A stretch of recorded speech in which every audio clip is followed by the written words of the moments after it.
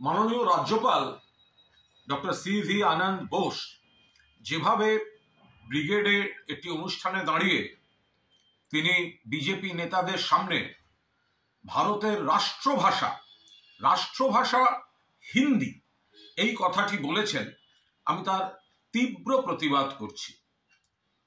মহামান্য রাজ্যপালের জানা উচিত ভারতবর্ষে কোনো রাষ্ট্রভাষা নেই, ভারতবর্ষে কোনো রাষ্ট্রভাষা নেই।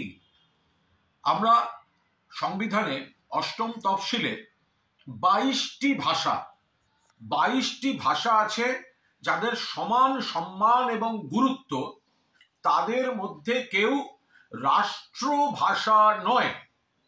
অফিসিয়াল ল্যাঙ্গুয়েজ, কাজ চালাবার জন্য সরকার যে ভাষা ব্যবহার করে সেখানে হিন্দি আছে এবং সেটা ধারা অনুচ্ছেদ 343 অনুযায়ী দেবনাগরী বিন্যাসে হিন্দি, কিন্তু সেটা রাষ্ট্রভাষা নয়। ফলে রাজ্যপাল বাংলার রাজ্যপাল হয়ে এত বড়, এবং তিনি প্রাক্তন IAS, তার কাছ থেকে এত বড় ভুল প্রত্যাশিত